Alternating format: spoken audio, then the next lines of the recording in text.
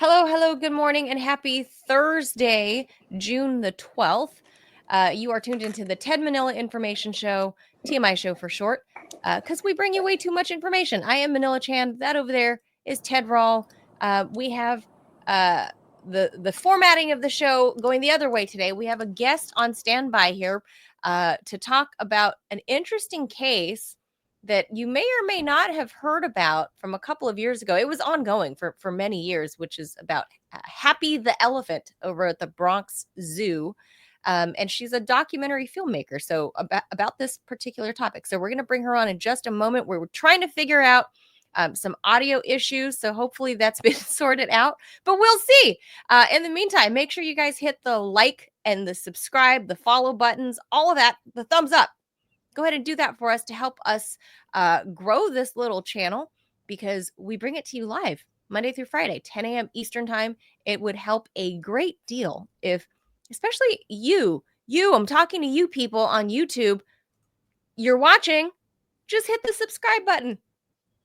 We're short for our next metric. We're short just like, I don't know, like 200 followers or something like that to hit the next metric. So get up on it.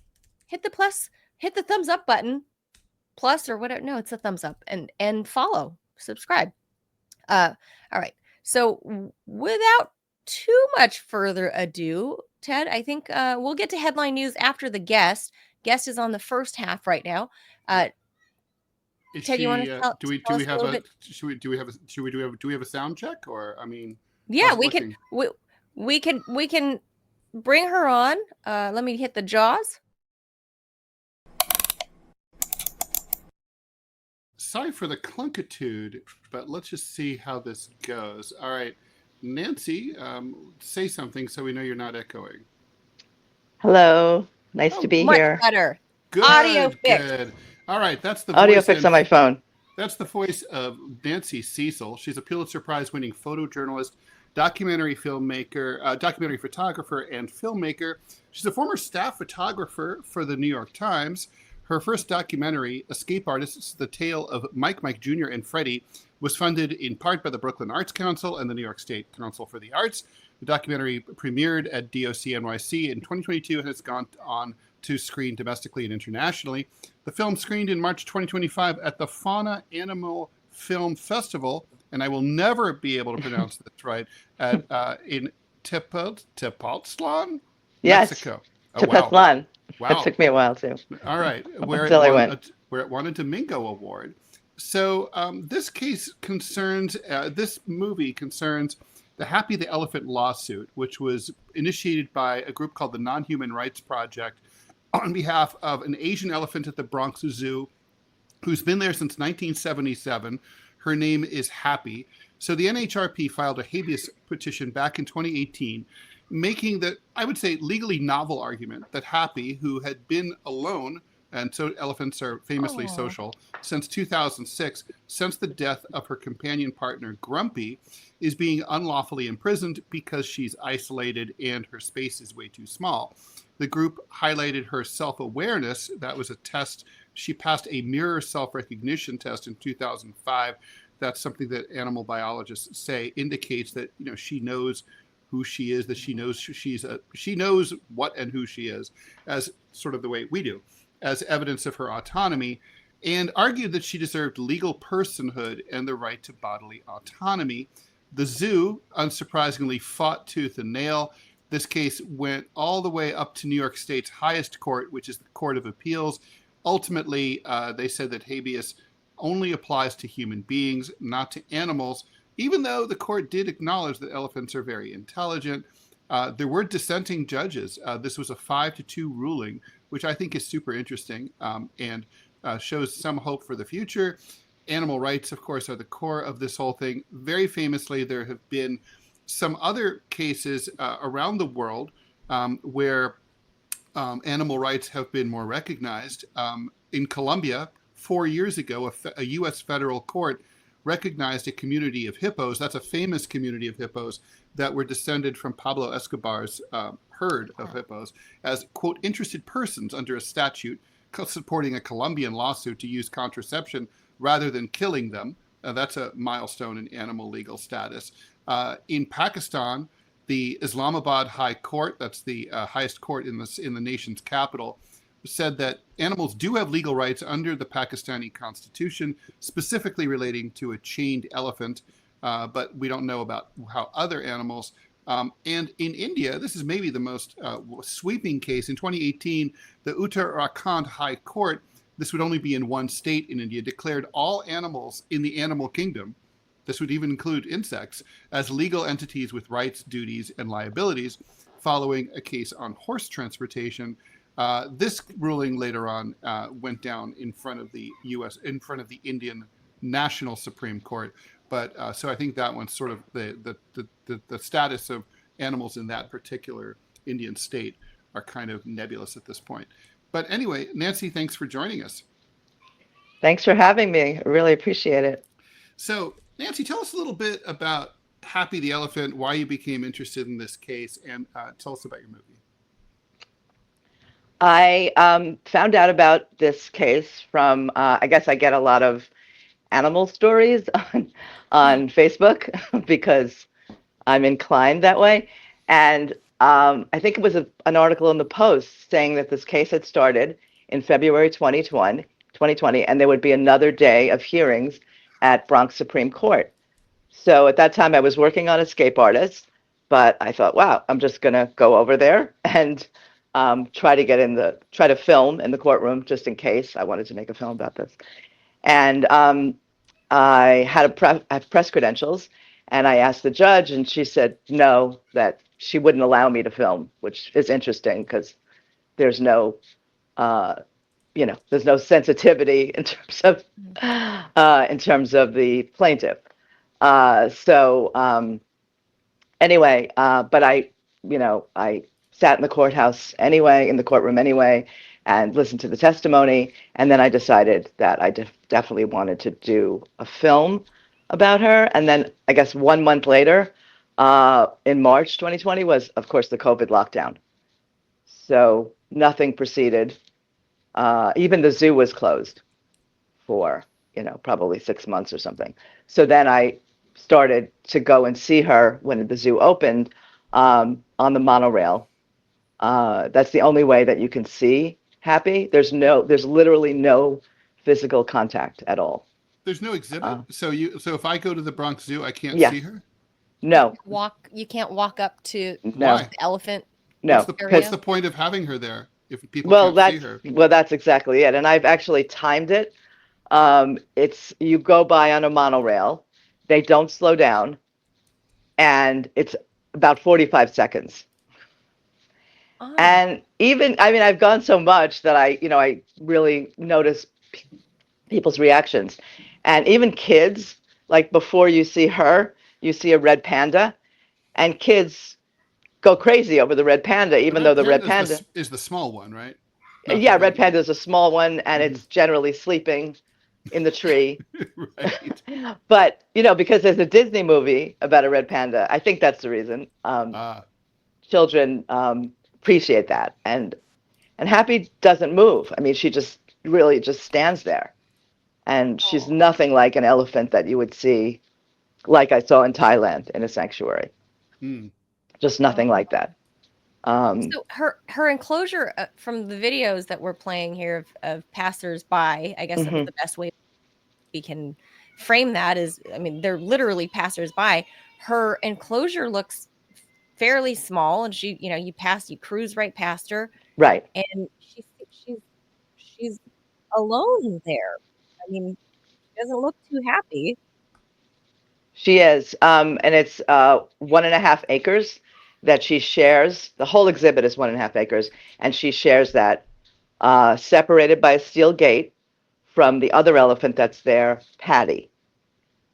Is she related or bonded to the other elephant at all? No, and they feel like they wouldn't get along because the incident that I was referring to was in my Kickstarter was that when Happy and Grumpy were brought to the zoo, they were put with Patty and Maxine, 2 other elephants that were there.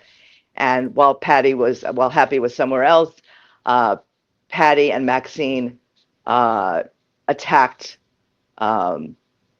Grumpy, and she fell over, and she actually they euthanized her from her injuries. Oh, wow. So they feel like, obviously Happy heard this incident, and so they've always felt that they wouldn't get along because of this, because of losing her beloved companion.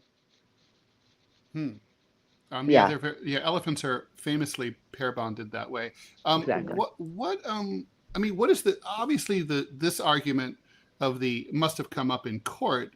What did the Bronx Zoo, as defendants in this case, how did they justify wanting to keep her in captivity, even though her contact with the public is so ephemeral? Well, not only that, the Bronx Zoo is, as all the zoos are in New York City, is managed by the Wildlife Conservation Society.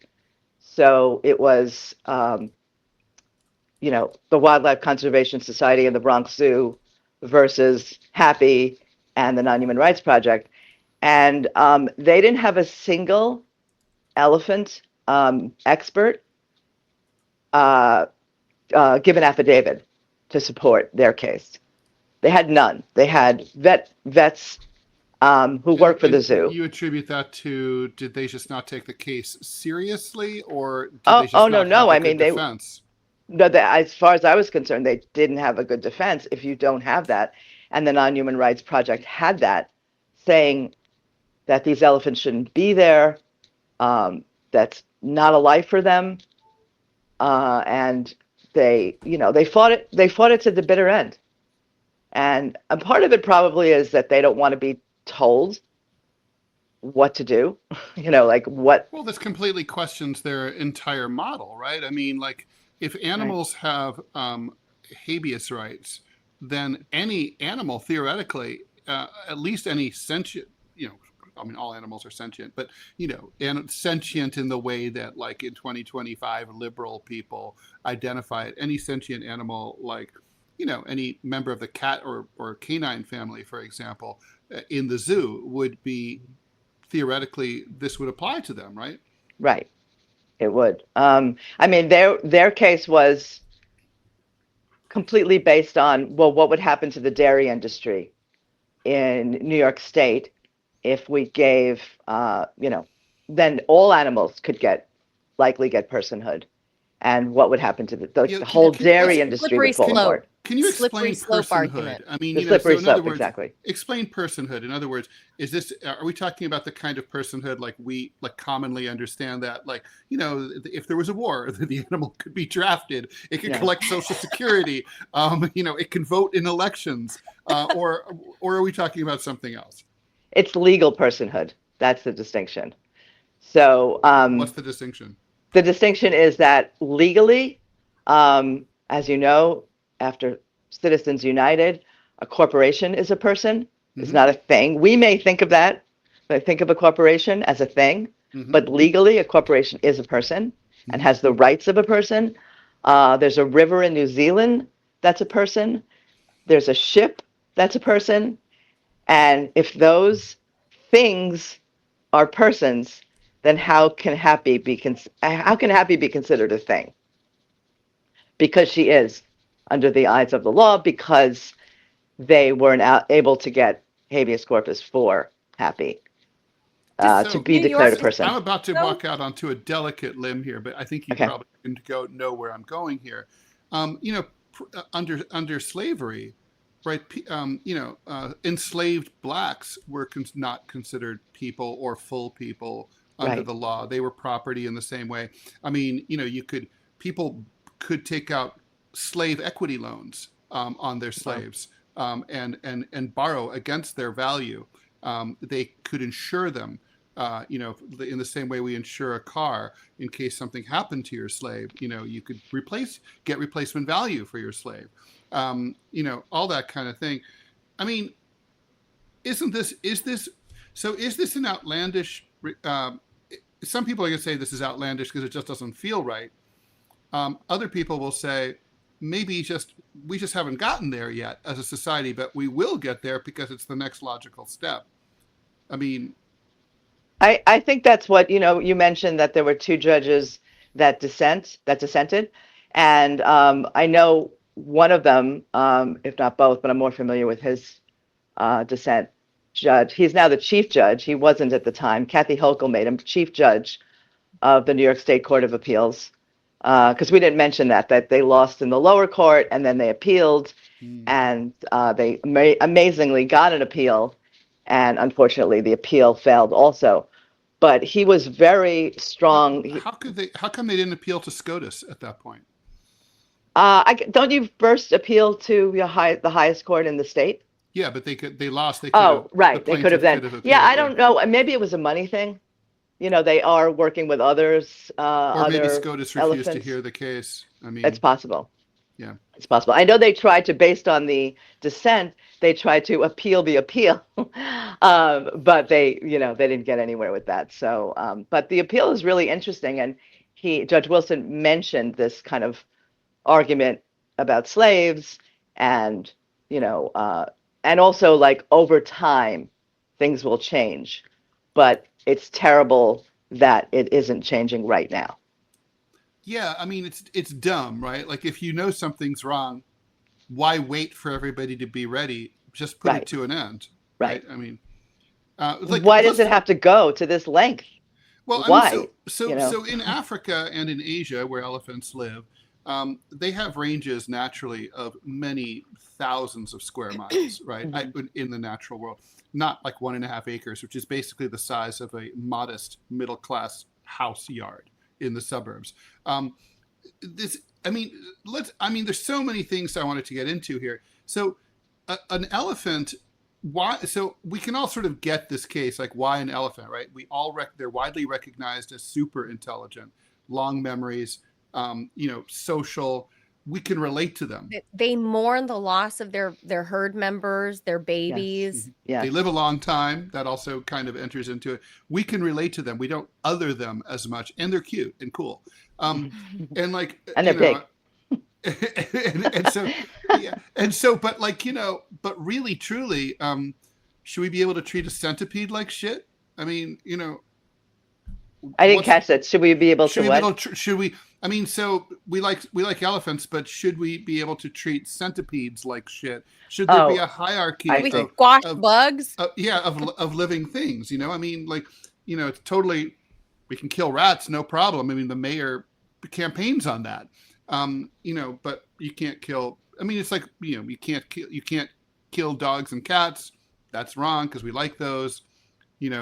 Mice, no problem. Well, Christy Nome did, Yeah, so. she did. Although she's insane. But But I think we understand that, like, our pets, we want to give them the best life, right, that they can have. We don't want to see them suffering, and she's so obvious. Oh, there you are. Wait, I think you're muted though, Nancy. You're muted. We can't hear you, Nancy. Nancy, put on your volume. Nancy, can you hear us? You're muted. Oh my God. Nancy.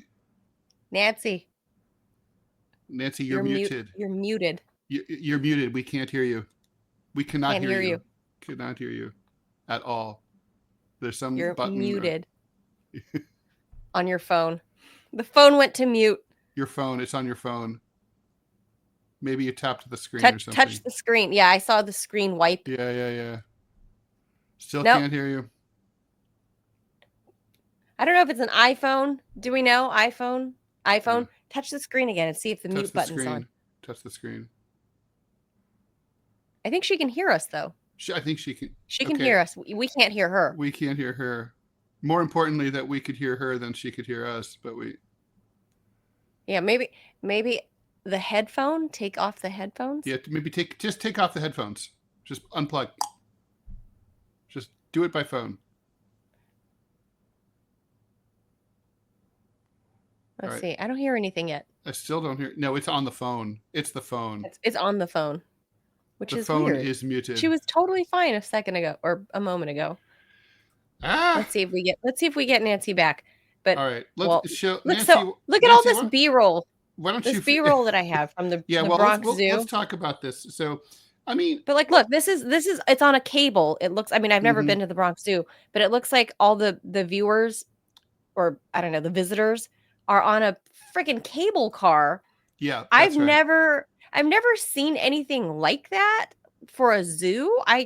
You Oh, would I think have. they Like in really. Florida, there's like wildlife sanctuaries that sort of show it that do that, where you go over like the gator ponds and stuff.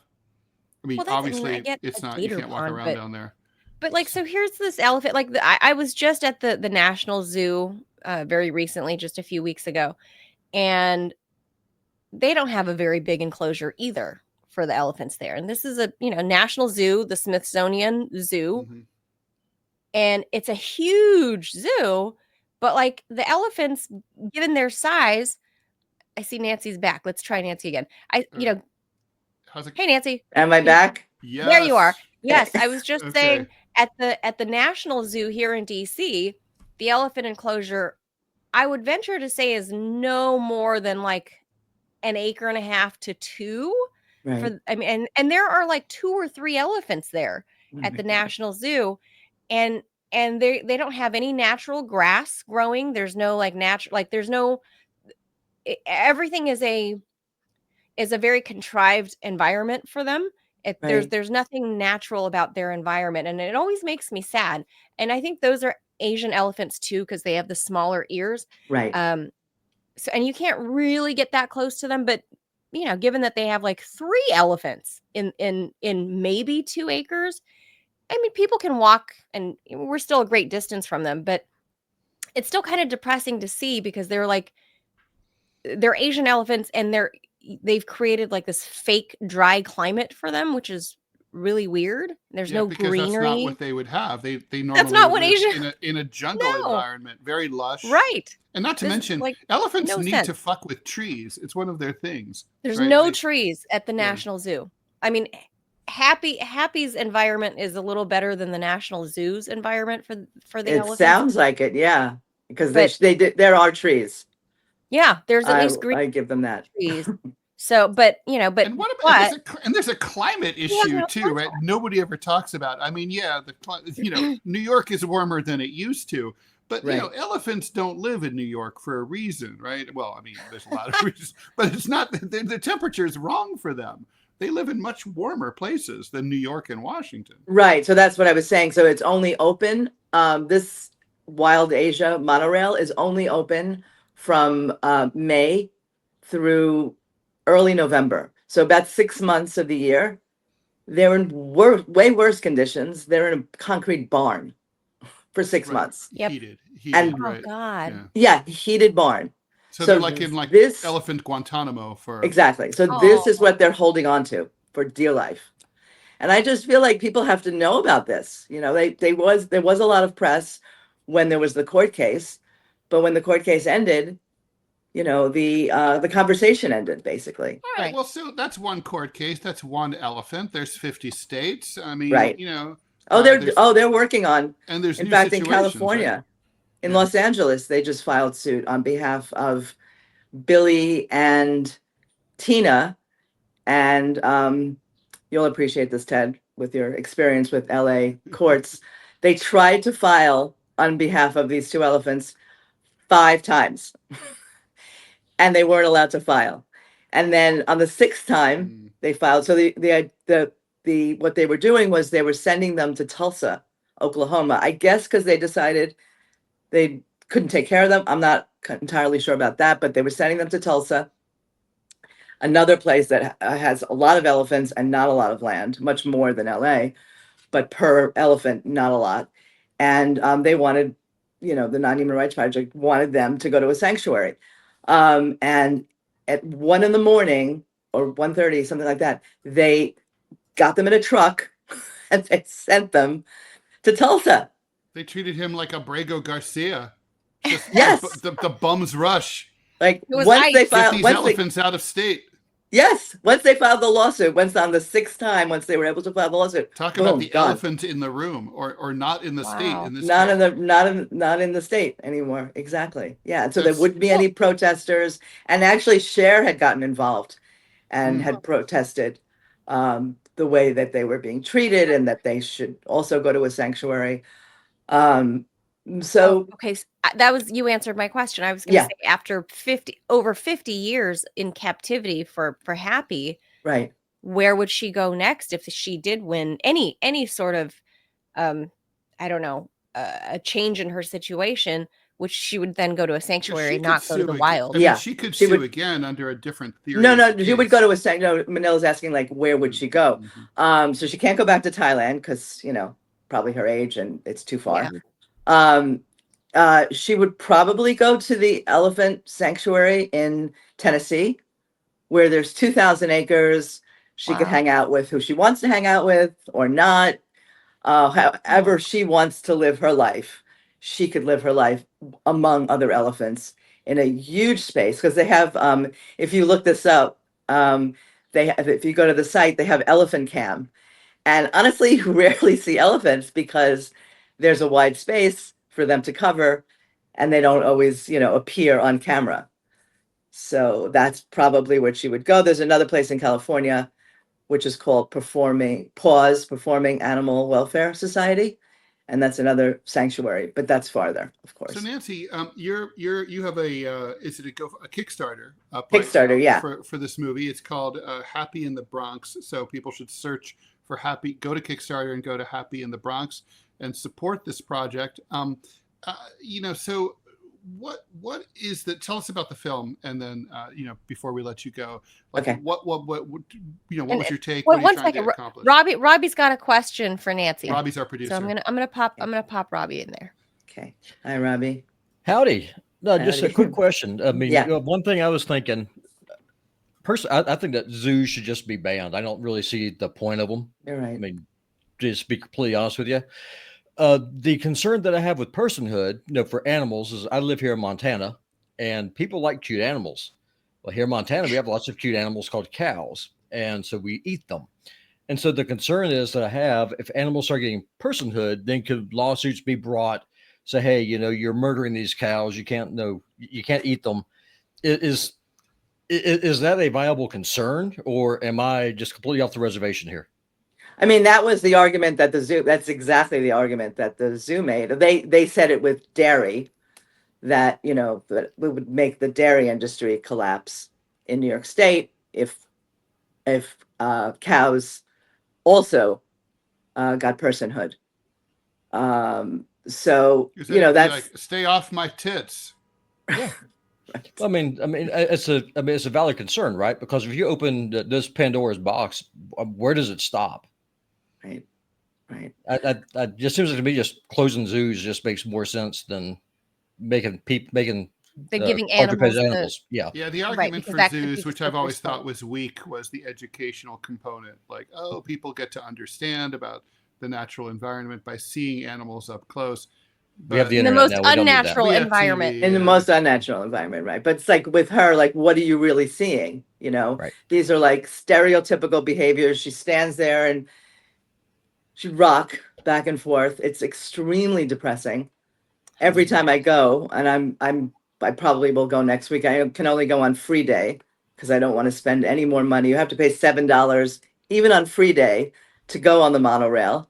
Wow. But so I don't want to monetarily, and the zoo is like $40.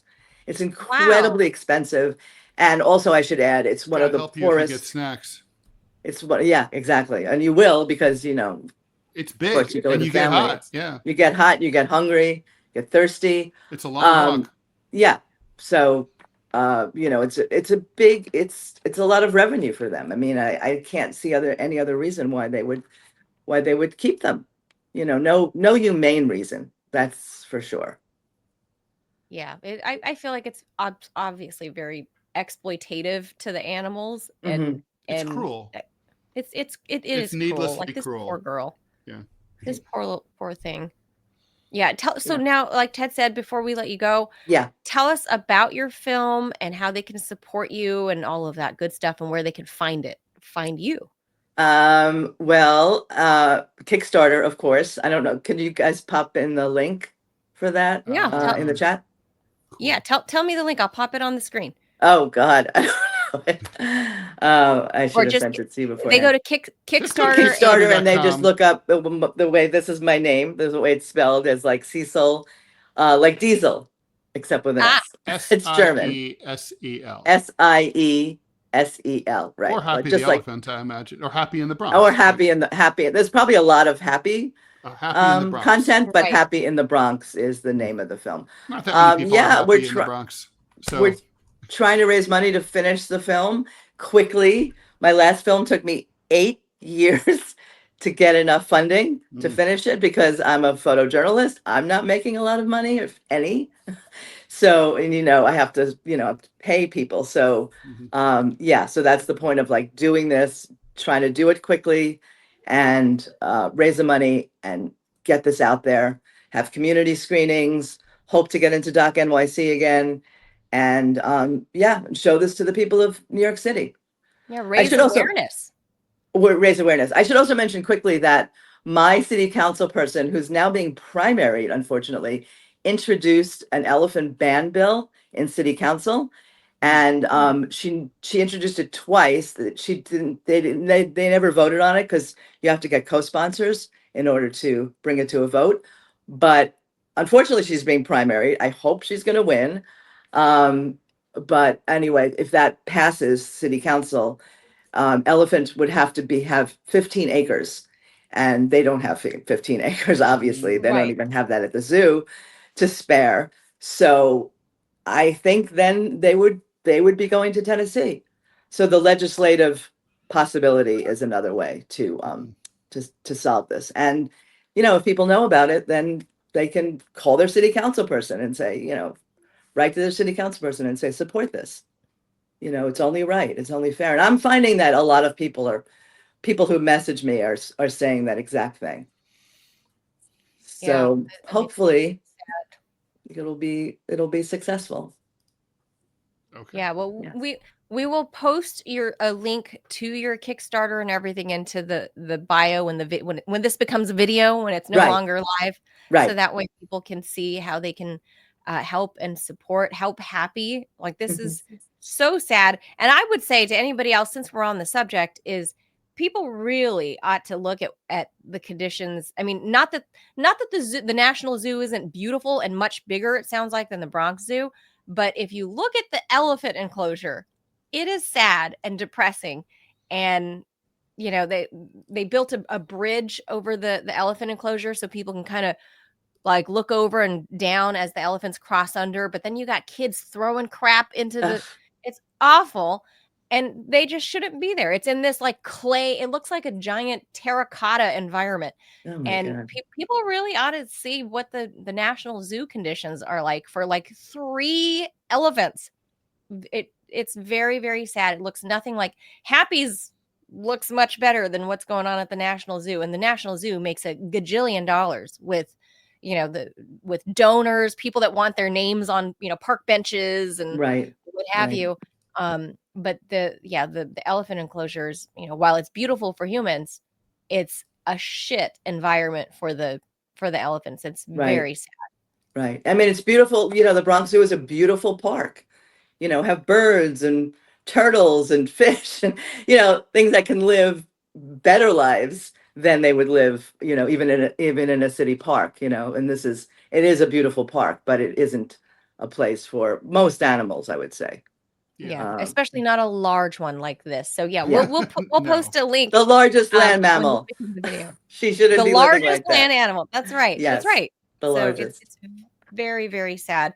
We'll try to see if we can help you get some links to your Kickstarter. We'll put that in the video when this Great. becomes a video a little bit later today, Mhm. and hopefully we can help you make an impact because I'm an animal. We're all animal lovers on this show, Yes. For sure. and this is so sad, so depressing. I remember this case covering it, doing news, and I wondered where it was going to go. And like you said, it fell out of the news cycle, and Mhm. Right. it's just And- not there.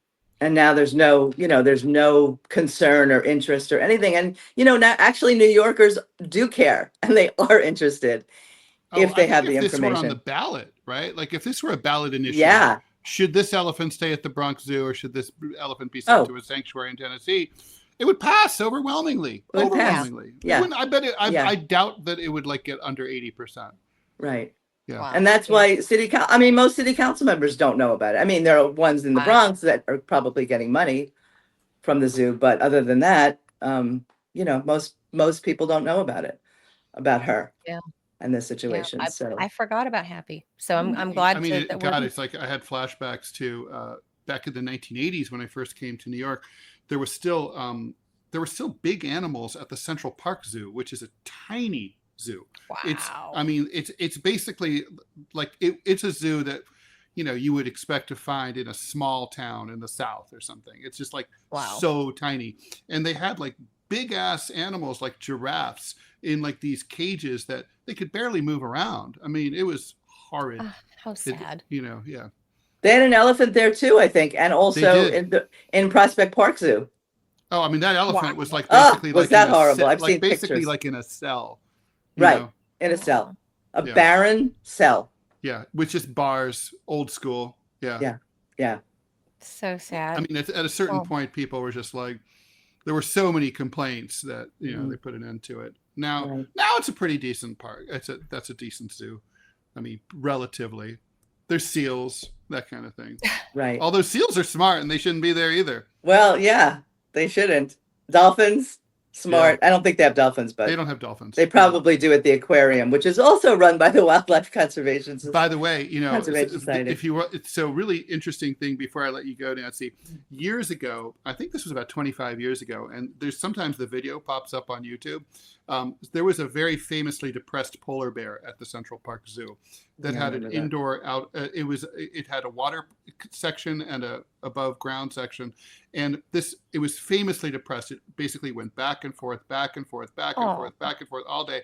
Exactly the same motions. It would swim down to the bottom part where you could see it underwater, and then push against the glass, turn around, go back. Same exact repetitive motion. There was a lot of controversy about it. And ultimately, the bear kind of resolved things himself. So what happened is this is hilarious. It's like The Far Side. Some little girl was in the room, in the underground room, and she inexplicably was wearing a hat in the shape of a seal. What? And it's like, who has a seal hat? Anyway, the bear stops cold, like, holy shit, and just smacked the glass. Oh no. And the glass, there's like 15 feet of water there. The glass broke. All the water comes, people, bear, seal hat, all whoosh out of the exhibit. Bear is on the loose in the Central Park. In the Central Park Zoo, I guess this was. Yeah. And the bear was loose for like, I don't know, 45 minutes until they were able to, thank God they didn't have to kill it. But oh my God. It cracked me up to no end to see the video. And then they were like, well, this isn't really safe or really a good idea. So I think they like offloaded the bear somewhere else. Also, big land predators who, have massive ranges and are super intelligent. Right. Don't fuck with I wonder what happened to the bear. I don't know. I think the bear ended up in somewhere honestly, not as bad. But probably sent him to another zoo because they don't want to give up their animals to a sanctuary. They don't want to do it. Yeah. Yeah. We have a lot of nerve though. I mean, we're prey to polar bears. I mean, really. Yeah, actually that's true. That's lucky that, nobody got hurt, especially the girl with the seal hat. I think the video is to die because everything is just like whoosh. It's like, that's comedy. It's amazing. Crazy story.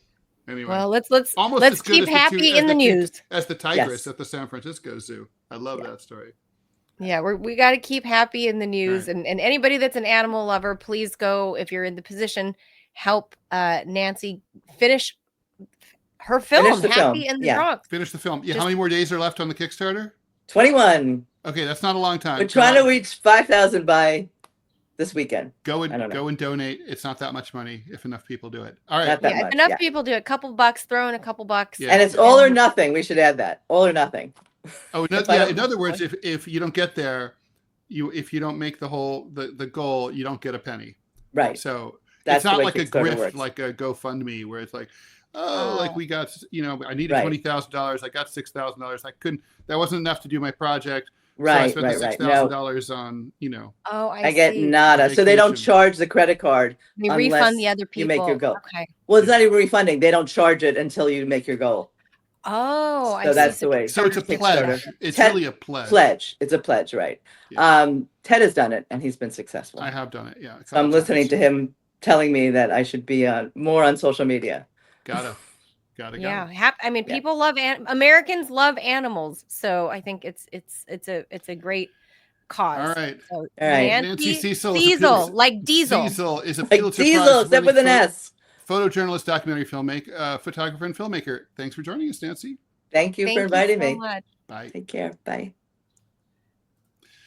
All right. Oh, that's so sad. I'm sad. Like I love big animals. So anyway, I'm gonna hit the jaws and we'll get to the news. Yeah, we have a lot of news.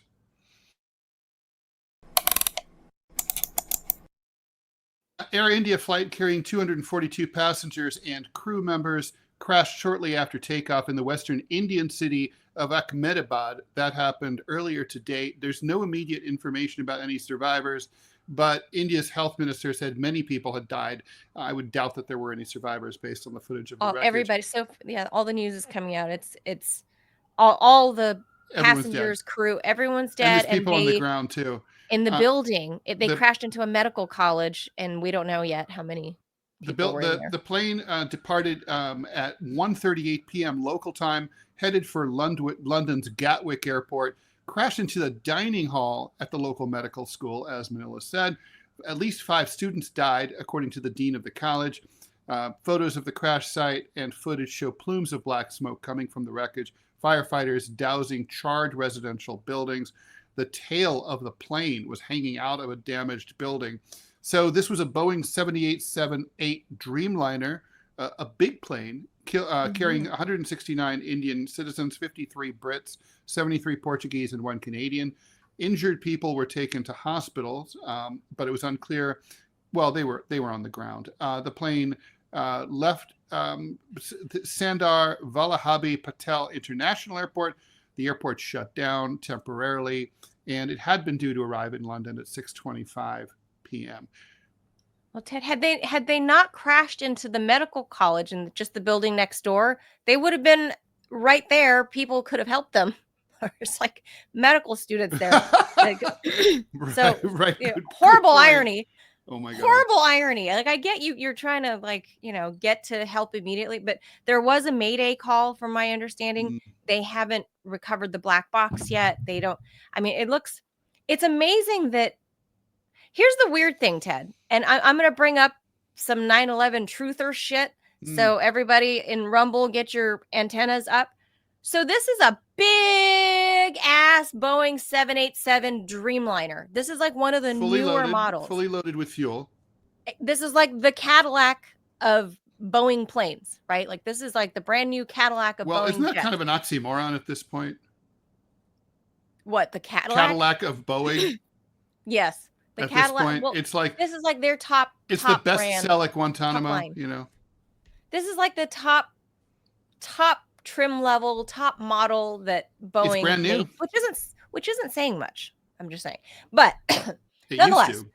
this is supposed to be like their top thing. But here's the thing. How does this big ass modern jet full of roughly 250 people crash into an Indian medical college building? This is not the Trade Center. This is not New York's Trade Center. This is a medical college. And look, that's what the building looks like. And that's what the building looks like.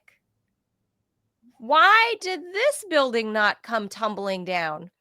Why are we going to find strewn passports all over the place? First of all, well, okay, so if we're going to go truther style here, right? I'm going truther here. All right, so the World Trade Center was completely different construction than most people are familiar with, right? So it was something called hanging curtain construction. So the best way to think about it is the 4 corners of the building were like the support rods, and then the top had a, they were connected equivalently by 4 support rods. Think of a square with like the rods hanging down. I'm radically simplifying this, okay? And basically the floors are suspended between these 4 rods. That's not at all the kind of construction that most buildings employ. For example, back in the 1940s, I think it was a B-29, if memory serves, a military plane that struck the Empire State Building. And it killed a bunch of people, but obviously the Empire State Building is still there. And people are like, after 9/11 said, well, how come one, came tumbling down and the other one didn't? And the reason is because the Empire State Building was built with 8 redundant support systems. The World Trade Center was not, and hanging curtain construction was controversial at the time of construction in the mid 60s for that reason. It was always thought that at some point a plane that they thought might be lost on the way to Idlewild Airport, as it was JFK was called at the time, might in fog strike the World Trade Center, and that the whole thing would come tumbling down. In civil engineering class in the early 80s at Columbia, I studied this, and we knew, that this would probably, if the World Trade Center were ever struck by a plane, it would likely come down. And so it's like, in fact, I have a witness. The guy I was hanging out with on 9/11, when we were watching the towers. This is what burn. they taught you, Ted? Like when you were still doing that, your first major? Yeah, they so like in 1989. No, this was 1982, okay, or in 83, and they literally said, and they said, and so like I told my friend Randall, it's like, he's like, what do you think is going to happen? I said, these buildings are coming down.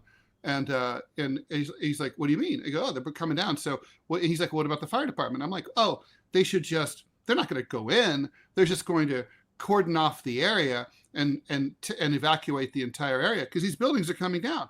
And it's so, to me, the 9/11 story that makes no sense is that they didn't do that they went into the building, that they told people to stay put at their desks, that the firefighters walking up the stairs to their doom also were kind of blocking the way for people to leave.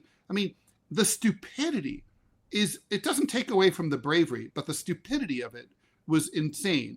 So to me, there was no surprise whatsoever. Actually, the buildings stayed up a pretty good long time.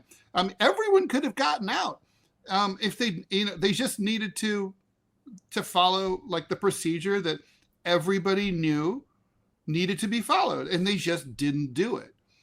They treated the World Trade Center, the FDNY treated the World Trade Center disaster as if it was just a fire in a building, like it was happening in a 6-story tenement in Harlem, as opposed to a 110-story, quarter of a mile high, colossus where you couldn't, the ladders couldn't reach. You can't get people out the windows. You can't land on the roof.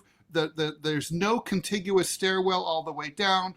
Wow. It's like they were. So there were idiots. that many flaws to the Trade Center buildings. That many, like they didn't think about redundancies. No, it was a catastrophe waiting to happen. It was stairwells? always going to. Mm-hmm. Yeah. How did that pass building code? Like New York doesn't have codes to. So you know how Mayor Adams is corrupt? He's not the first one. Basically, strange. In New York City? I know you'd never expect that. So some fat envelopes traded hands. In New York City, there are 3 loci of power, politically and economically: Wall Street, the NYPD, and the real estate industry. The real estate people get what they want, and they make sure it happens. So that's what happened. So anyway, that's the answer to your question. So this is this big cinder block medical college. This is just a block. You know how these buildings in these countries are built. It's just poured concrete, right? Yes, poured concrete and cinder block. And so less fire, as we can see. God help those 242 souls, and rest in peace. Horrible. What a horrible story to wake up to in the morning. But Robbie wants to weigh in on this because he's making the full-blown comment of ground all Boeing jets. So Robbie, but you don't know, Robbie. We don't know yet if it was a manufacturing flaw. We don't know if it I've was got to human say, error. I say, you know, in We don't France, know. they say cherchez la femme, look for the woman. I say, look for Air India. Let me tell my Air India story. So I flew New York to Mumbai and direct. And it was a miserable experience, one of the worst airlines I've ever been on. And like the seat cushion was flat up like a pancake, like Chris Christie had been sitting on it for like 10 years. And it was like, you know, your ass is sore after 12 hours on a direct flight. Anyway, I arrived. I was walking behind the pilot and the co-pilot. The pilot was Indian. The co-pilot was American, and he was being trained by his Indian counterpart. And I overheard the American pilot saying, "Do you guys always do this kind of thing?" And the pilot goes, "Oh yeah, it's totally normal. We're not like Americans. We're not fancy." And then the American guy says, "Yeah, but it's unsafe to use duct tape on a windshield crack in the cockpit. Like we shouldn't have flown." And it's like, and the pilot goes, "We do this all the time. You're not in America anymore." Air India. Oh my God. It's wild. I can only imagine. Now, were you in New York when 9/11 happened, Ted? I lived in New York. I had a meeting in Philadelphia that day. So when it happened, I was on a train on an Amtrak. No, that's not right. I was on New Jersey Transit between New York City and Princeton. Philly. Princeton. Oh. And then we got out of was it Princeton? Yeah, I think it was Princeton. We got out there to take the cheapy way to Philadelphia, which is using SEPTA Regional Transit. And I got the call from my then wife on my cell phone, and she said, "Oh, the World Trade Center's just been hit. I'm watching CNN." And then as she was watching, the second plane got hit. So I was like relaying the info to other people on the train, because this was 2001 and not everybody had a cell phone. Right. So it's like, yeah, it was so. And then it was a weird day, and I got back to New York at about 4:00 in the afternoon. Got to Newark, and then I was on the very first conveyance allowed back into New York City. So which was a PATH train, which is regional subway from New Jersey to New York. And it was crazy because we got the picture postcard view of Lower Manhattan. So everybody's on the right side of the train looking at Lower Manhattan from, and just the flames were still 40 to 50 stories high. And it was a wild day. So wow. I was not, I was and I wasn't is the short version of the story. Gotcha. Now, I also have a question for you, because it seems like this just kind of feeds into the image. I talked about it a little bit yesterday. America doesn't think big anymore. We don't do big things anymore. Mm-hmm. And it seems like Boeing, the premier American airline, seems to have problems. Doors falling off mid-flight. Sometimes planes just kind of cartwheel. I mean, if you were President Rall, what would you do to fix Boeing and restore that big vision of America? Because it seems like, in a lot of ways, it seems like our best days are kind of behind us. But I don't think that they have to be, from a government standpoint and from a business standpoint. They never have to be. No. What can we do to fix it? I mean, it's a huge question, Robbie. But I mean, first of all, I have to say, you're a smart dude, so I'm putting you on the spot. I think essential services and essential industries, and Boeing is an essential industry to the United States, right? We can't do without it. It's a major defense contractor. It's a major producer of civilian aviation. It needs to be nationalized. I think it should be owned by the government so that there's no longer any kind of profit incentive at all. It shouldn't matter. We need these planes, whether they're profitable to make or not. I mean, a lot of Boeing's problems have come down to cost cutting and skimping on safety in order to save a few bucks here and there. I mean, the Ethiopia flight that went down, and the other one, Lion Air, in Thailand, the Malaysian airline, both of those, the pilots they basically changed the controls without telling the pilots, and the pilots had been trained on iPads. It was. Yeah, it was the MCAS system. Boeing made some software changes to the MCAS system that didn't align with what the pilots were trained on, which was on the iPad and in flight simulator only. Nobody was able to even train on the actual jet. And the MCAS system, what it did was overrode what the human pilot told it to do, because it was programmed to respond a certain way. So it's AI. Well, it wasn't AI, but it was, theoretically, this is the idea of why people are afraid of AI, is that it's going to outthink the human and be wrong.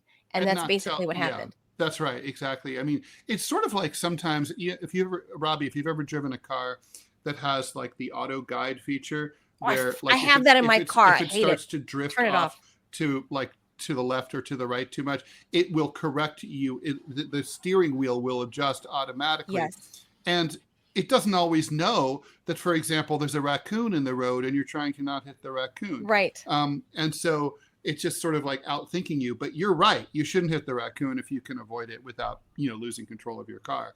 So it's like that. And then I think there's also a tremendous need to, to just again, it shouldn't be about profits. We need high-speed rail, whether or not it's profitable or not. We need colleges and universities, whether they're profitable or not. Anything that's an essential service for a society should not be subject to profits. Hospitals should not be a for-profit industry. I don't have no problem with a bunch of other stuff that we don't need. The entertainment industry totally can be for profit. Stereo components totally for profit, no problem. But when you get into the essentials of life, it just shouldn't be about that, because it becomes about short-term profit. Look, they cut all these corners that the plane that the Alaska Air that like had the door plug problem. Yeah, that was a cutting corners thing, and the engineers had been complaining about it for years. Like you're trimming back safety protocols.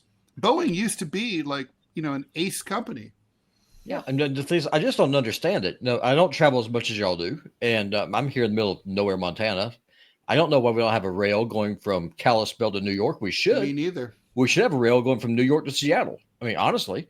Yeah. But like, no. How long has that airport been shut down there in New York City? Like, that just for months. I mean, how long does it take to build a runway? It's just like we can't do anything anymore, and I think it's by design. I think about that. Like, Robbie, here in New York City, there was a subway line. We used to call it the Tunnel to Nowhere. It cost billions of dollars to build 1 mile of this track. Oh my God. And it took, I think, 45 years. Okay. What? Meanwhile, if you look at the origin story of the New York City subway, the first lines, which, are like, they run all the way from Manhattan to the Bronx and, all over the place. They did them in about 18 months, the whole thing, no muss, no fuss. It's like granted, there's more density, there's more stuff to worry about. There's more buildings to go around and there's more politics. But yeah, I mean, you look back fondly at people like Robert Moses, who were just builders, and they like muscled through, and they're like, we just got to do this. And, we'll make some mistakes along the way, but whatever. I mean, you need the ambition, but you need to give someone the power to do it. Right. That's why China can do things. Because like, if President Xi tells an engineer, oh, I want to see this dam, and like, get this shit done. Build this dam now. It takes, like, I don't care how much it costs. I don't care who you annoy. Well, you just do it. Well, they propped up like 2,000 makeshift COVID hospitals. Yeah. That in like a week. Yep. So because it's there's China, that. they can do that. So we got to move on though. Last question. So is the problem, is it government or is it business or is it the incestual relationship between both? That last one. Yeah, because if there's an incestuous relationship, then there's no police, right? I mean, if it's private industry, then the government is supposed to regulate that company, but they're not regulating if they're like collecting bribes, aka campaign donations. So So, all right. Yeah. We'll leave that topic there. We got to move on. Burn through these next ones real All right, quickly. Let's do it. All right. Here All we right. go. David Hogg. I like this story. The vice chair of the DNC, the Democratic National Committee, says that he will step down from his post because the party voted to force him to run again. David Hogg, 25 years old, became a lightning rod for criticism after he told the New York Times a couple of months ago that he wanted to spend millions of dollars on primaries through a separate group called Leaders We Deserve. And the idea was to primary out older Democrats like, Biden and Nancy Pelosi types. He was trying to raise $20 million in order to do that. In his letter, he said, I came into this role to play a positive role in creating the change our party needs. It's clear that there's a fundamental disagreement about the role of a vice chair, and it's okay to have disagreements. What isn't okay is allowing this to remain our focus when there's so much more we need to be focused on. So David Hogg, for people who forget, survived the mass shooting at Marjorie Stoneman Douglas. Yeah. Mm-hmm. And he was basically one of the I arguably would say the most annoying person to have survived that mass shooting. Became a very eloquent spokesman, went to Harvard, and basically wormed his way into Democratic Party politics through his Twitter following, and then ended up and he got appointed to the DNC as a 25-year-old vice chair. As part of joining the DNC, he said, I'll join, but I can still do whatever I want, endorse candidates. I don't have to follow the party line. And they said, okay. So then he did that, and they got pissed. Now, I want to be really clear. A, David Hogg is annoying. B, David Hogg is an ageist. And you don't just primary people out just because they're old. If they're ineffectual, they're ineffectual whether they're young, middle-aged, or old. C, Democratic Party politics are always toxic, and he had to know that going into it. But he's like 12. That's true. But all that said, this all goes to show the DNC always has to have their thumb on the scale, no matter what. They can't help themselves. They say, okay, oh yeah, you want to do your own thing? You can do your own thing, David. Oh, what are you doing? You're doing your own thing. Oh shit, we hate you. Okay, we don't like that. And no, I guess. Oh, you can stay. Oh well, actually, we're going to make you run for your. That's old not job how again. we do things, Ted. That's basically what they say. They're like, yeah, come in. Everybody's welcome. Diversity, thought, whatever. Everybody, you're welcome. Come in here, Gen Zer. Come here. So and then they're like, wait a minute, Gen Z. This is a clash between like douchebag come lately and mega shitheads from OG shitheads who've been like fucking up the Democratic Party for decades and are just continuing to do it. I can't believe I'm about to defend David Hogg because, like you said, point 1, 2, and 3, he's annoying, he's young, and I feel like there's a lot of grift energy, mega grift, coming from this kid. Well, not to mention the survivor thing, right? Like, are you really a survivor if you were there, you weren't shot at, you just ran away? Right. And like, okay, it's a traumatic experience. But a survivor to me is someone who took a bullet and recovered. That's me. Like, it's like, are you a Holocaust survivor because you lived on a farm in France all throughout World War II and never got caught? I'm like, not really. Unless you were at Auschwitz. Not like my grandfather, Buchenwald, 6 months. That's a survivor. Unless you were at Auschwitz and managed to survive and tell it, that's a survivor. But, okay, fine, whatever. David Hogg for all intents and purposes. But still, I get big grift energy coming from this young man. However, he got out-grifted. I'm going to defend him.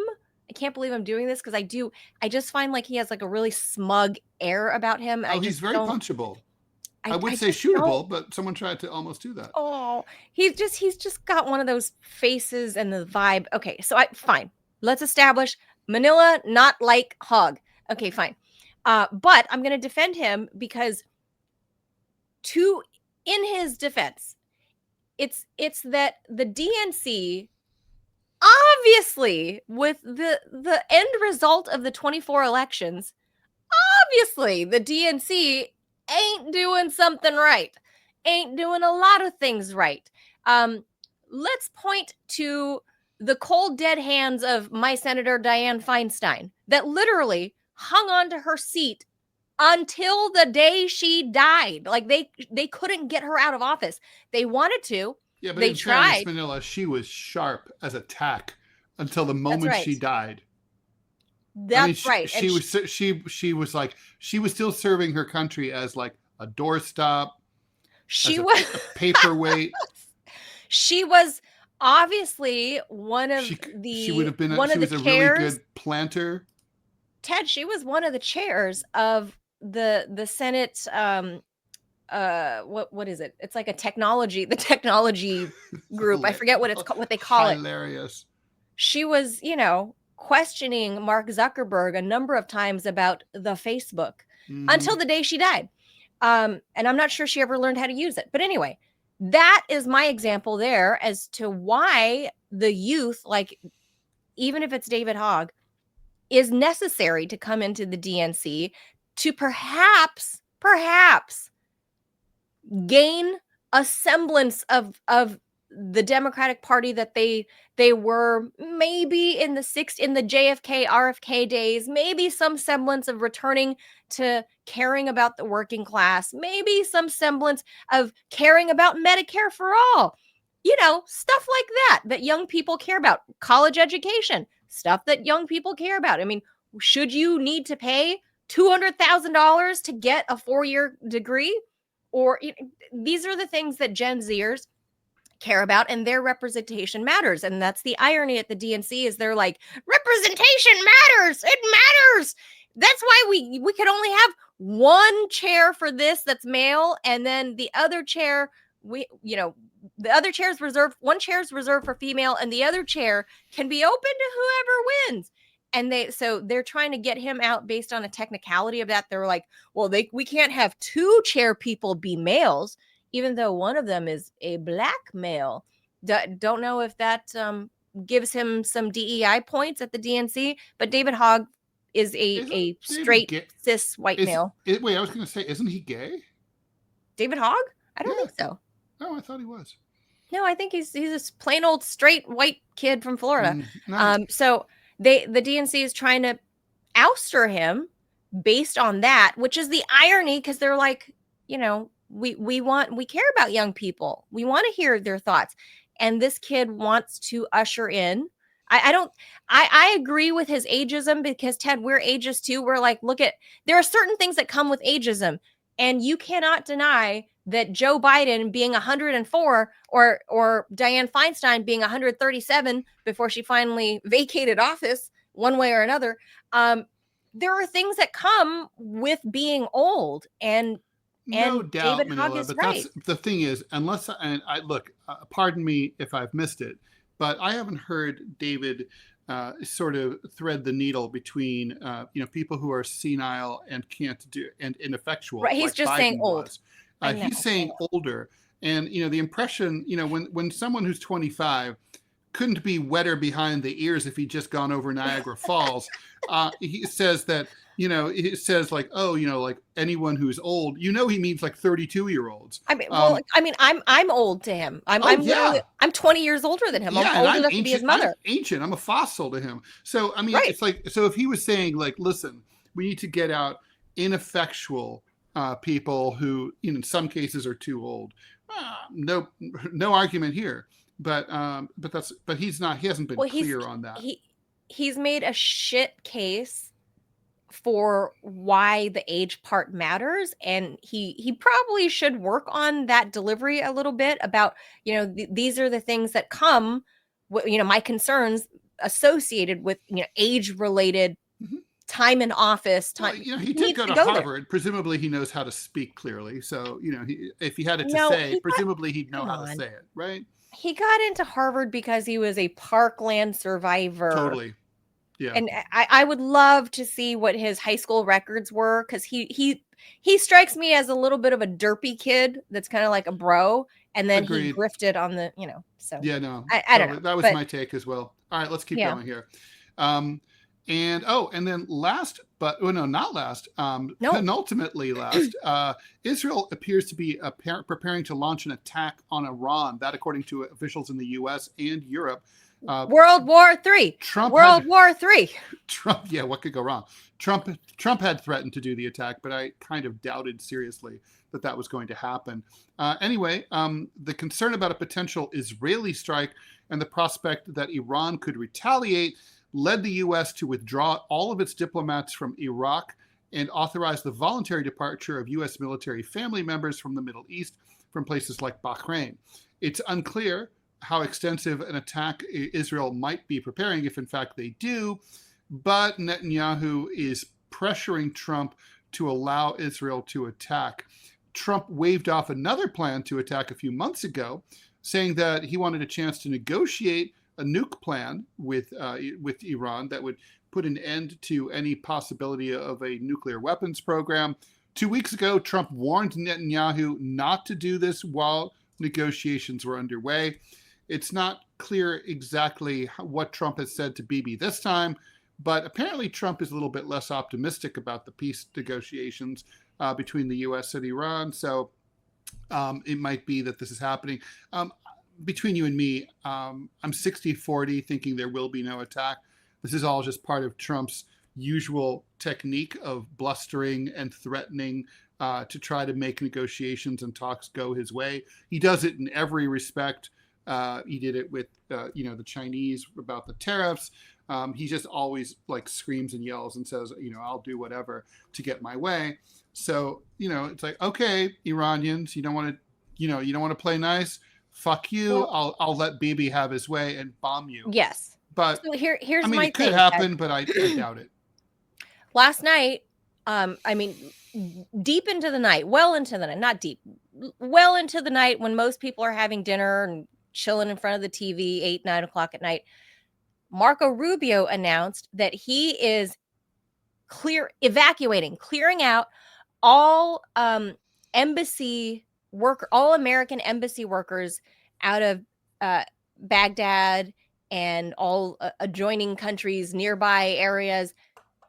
That's very suspect to me. Marco Rubio sent out an emergency cable that says, you all need to come home. So that's very concerning, because that tells me that there sounds like there's going to be an imminent strike that the U.S. knows about and is not saying it. If you're clearing out embassy staff from neighboring towns, countries, cities, neighboring Iran in the general vicinity, that to me tells me that somebody gave Bibi the green light, or not even that. I feel like Bibi made the decision and there's no stopping him.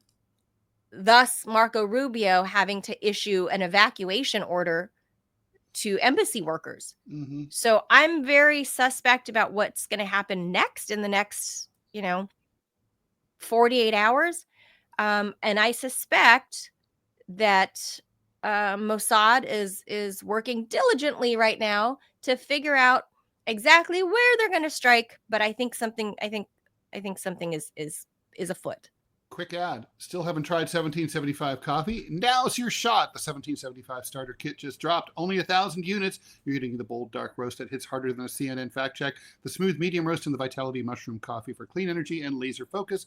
No crash. All single origin, small batch, toxin-free and mold-free. Plus, you're also getting a gold spoon clip because freedom isn't scooped with plastic.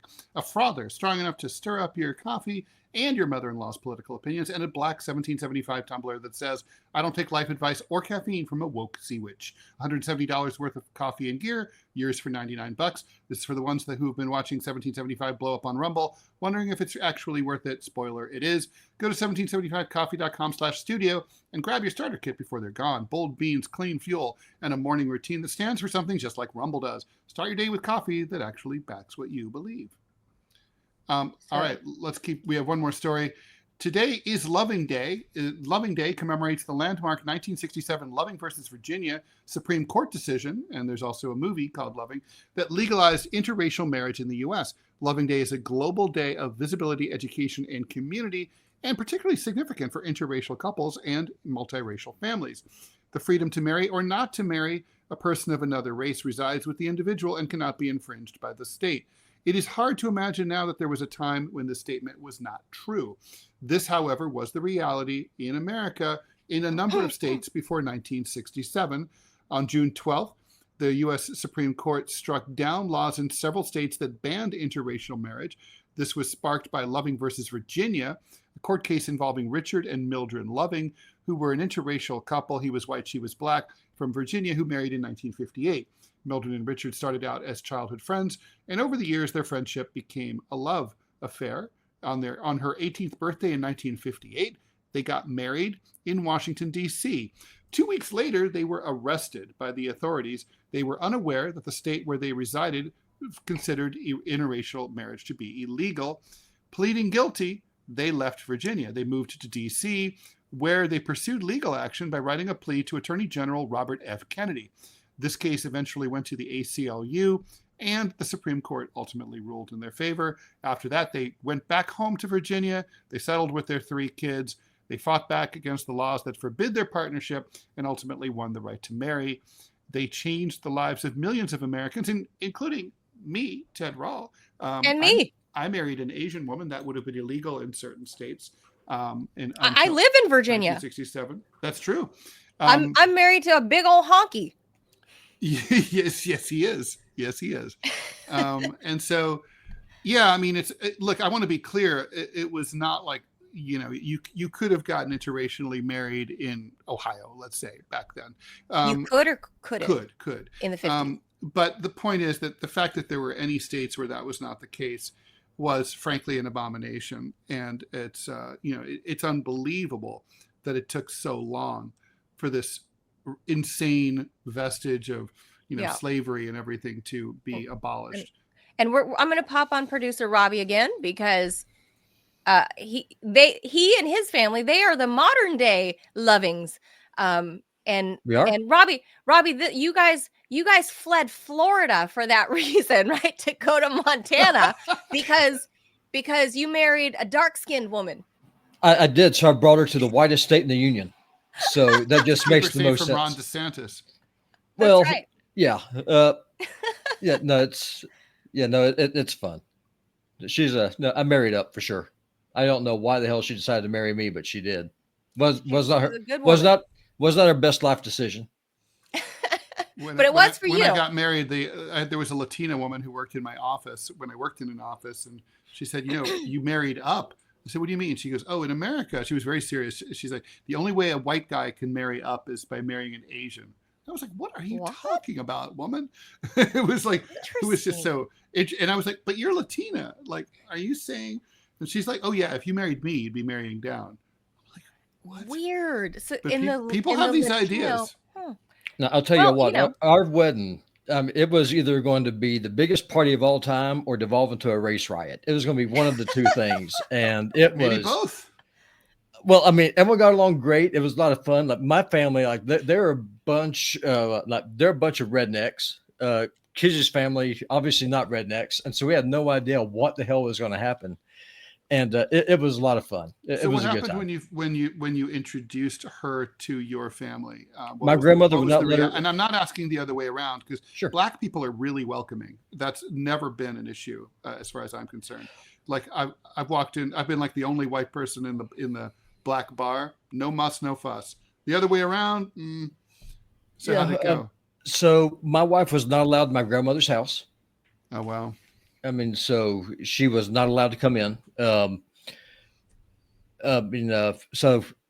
if it was on Rumble, I would tell y'all what she said. But we're on YouTube, so right now. So she said, "No, you ain't going to bring that into my house," and she did not say in. Mm-hmm. And my wife's mama, she had some concerns about her marrying me because she grew up in the 50s and days of segregation and stuff. Very distrustful of white people. So it's kind of a little bit on both ends. Wow. And so we went for a walk. And so she was talking to me about the concerns that she had. And I told her, I said, with all due respect, ma'am, I'm marrying your daughter, not you. And I was like, so no, I understand. Fair. And so, but fast forward though, me and my mother-in-law, we have I love her to death. She says that I am her favorite white person, which I'm glad about. She's actually gone as far as to say, "You ain't white, you're black." And I said, "No, I'm pretty sure I'm white." But she just basically, that's just how she just kind of pigeonholed me in. Well, remember at the time they called Bill Clinton the blackest president America ever had. Well, I mean, no, really, I mean, the media's behind a lot of this crap. They want to just keep racial friction and stuff alive for for clicks. I mean, and the government does too. Like, they want people fighting each other stuff that frankly doesn't matter. Like, who the hell? What difference does it make what color you are? Racism is the dumbest thing on the face of the earth. And I catch a lot of that flack because of my status on immigration. It has nothing to do with what color you are. That I'm probably being here illegally. Your status. It's not, you have a problem with status. Correct. It's not a racial thing. I mean, in the Bible, Moses, he married an Ethiopian, and his brother and his sister complained about it, and God gave him leprosy. So, I mean, God has no problem with interracial marriage either. So, King David, his grandmother was a Moabite. So people try to say that the Bible teaches racism. They'll know how they're talking about, because we're all one blood. We're all created equal in the image of God. There's nothing dumber than racism. And I wish to God we just put it to bed. Yeah. So on this day in history, this is Loving Day. And now, Ted, if you drive all over Virginia, you'll find signs that, that it's on the license plate. It says Virginia is for lovers. This is a nod to this couple, the Lovings, which is that true? Very, very, yeah. This is that's why they call it Virginia is for lovers, because they kind of capitalized on it. They were just sluts. Because all the hoes live here, Ted. It's Northern skanks, Virginia. The hoe bags. All the hoe bags and skanks and what do they call the men? The putas, man whores. They call them fuck boys. That's what the younger kids call and the rent boys. Yeah. That's all of that is here in Northern Virginia. No, I had no idea where that came from. That whole Virginia is for lovers. Virginia is for lovers because it's the Loving case obviously made this a federal thing. Thanks to RFK Jr. The ACLU must have just loved it when they came across this case, because they'd been looking to challenge this. And it's like, here's this couple who were, they were really, truly picture perfect for this. But the name, oh my God, they must have been like, the name are you is kidding? Oh Loving versus Virginia. I mean, it's from God. Like, you could not have written a script better. No. Childhood friends, literally childhood friends from the neighborhood. Like, you couldn't have dreamed up a better case to make this a media sensation across the country when TVs were just becoming the norm. And he was a very laconic, sort of man of few words, and she was sassy and yeah. He was killed in a car wreck 10 years after that happened, and then she never remarried, and so it was just. Is that what happened to Richard Loving? Yeah, he got killed. Sad! I didn't know. He got killed. He got killed. Well, I mean, Loving Day is it's the day that my wife. They didn't have seatbelt laws back then. No, it's my entire family celebrates it, and by my entire family I mean my wife, me, and our 2 kids, because for us it's important. Just kind of like with the 2 of y'all. Yeah, it's just I guess that for us it's a little bit different because we're from the South. It also opened up the door to this, by the way, which is why gay marriage is allowed now, because under the precedent that was set. Not really. I mean, you don't get to pick what color you're born. You do get to pick who you have sex with. So there is that. I don't know about that. Well, you can pick. It's certainly true. You can pick who you have sex 100%. But you can also pick who you have sex with and decide that you're not going to have sex with members of another race, would be the miscegenation argument, right? But I mean, I completely agree. The point is you love who you love, and you're attracted to who you're attracted to, and and that's the point of the gay marriage decision, right? It's that's not your Well, believe it or not, that being attracted to. Well, no. The point is the anti-miscegenation laws is that the point is the state has no business telling you who you can or cannot marry, provided they're over 18 years old. Considering that the state issues marriage licenses, they've made it their business. But it shouldn't. I mean, marriage is a religious institution between one man and one woman, and the state has no business. we've turned marriage into obviously a paperwork trail. That's what it is, and Yeah. a means for taxes. for taxation. Because it's about property rights and taxation. Yeah, Yeah. that's all it is. That's right. I mean, the government has no business in it, and that's my opinion. But it is what it is. Well, you But, can yeah, certainly this be is married a in a nice day in church. I history. think, I mean, there are definitely churches that will marry you without a marriage license. It depends Not on the most, preacher. though. Mhm. I mean, some preachers, like there's some preachers that I know, if you have a marriage license, they won't marry you. They're like, no, the state's infringing on outside of its authority. As I have the authority to There do it this, and so it just really just kind of depends on what is it you're doing. But I mean, when a gay marriage though, when that started being a thing, kind of ties in with the whole story about the Southern Baptists. A lot of the gays thought the blacks would be all in favor of this because of the pushback against interracial marriage. And it really kind of backfired, at least where I was from. It's like, I didn't get to pick to be black. You get to pick your schlong in. So there is a difference. And so it really kind of backfired on them. Yeah. So this is how the ruling came down. Yeah, it was unanimous. Well, it's funny. Yep. There's judges on that panel that were named black and white. Hugo Black. The whole case, Ted, could not have been scripted any better. There are judges named black and white. The couple's name is loving. There's just everything about it, like everything, it just made for TV. All right, guys, we're so way over. We're over an hour and a half. What Over's are we doing good. tomorrow? We're talking. What are we doing tomorrow? Oh, tomorrow we have Susan Pye. Oh, We're doing immigration with Susan. My And favorite at topic. There's nothing going 10:30. on in immigration, so that's going to be kind of boring. Yeah, for sure. we're bringing Susan on to pick her brain about the legalities of stuff because, this week Trump's travel ban came into effect. 12 nations are complete travel bans. 6 others, including theoretically my relatives in Laos, can't come visit me. Theoretically. Thank God for that. I for one sleep safer at night knowing that. That's right. So, but they're just going to President plot Trump. their revenge. All the Lao people are just going to plot another 9/11 like they masterminded in 2001. I think the Laotians have a state of their own since they are such a small percentage of the global population, and that they should just stay there. They can't come visit? No, just they're dangerous, Manila. I mean, you just got to put them on one big Indian reservation, just lock them in. They can't leave. There is only like 6.5 million of them in that country. So maybe if you just gave them like a landlocked nation, then surround it with landmines, and then you could just contain it. Crocodiles. I wonder if the U.S. has ever thought about that. All right, guys, that does it for us. We'll be back tomorrow talking about immigration. We're gonna make Robbie, if he pops on, be nice to Susan Pye. Yeah, I'm always nice. Susan that's not does true. know the law, unlike any of us 3 morons. Susan actually does know the law and works in this industry. So we're going to pick her brain about immigration. That's going to be the hot topic tomorrow. And she'll bring her expertise. So tune in tomorrow. We're back at 10 a.m. Eastern time. Adios, amigos. I'll just stay in Thanks. producer Bye. land. Okay. Yes. Bye. Bye.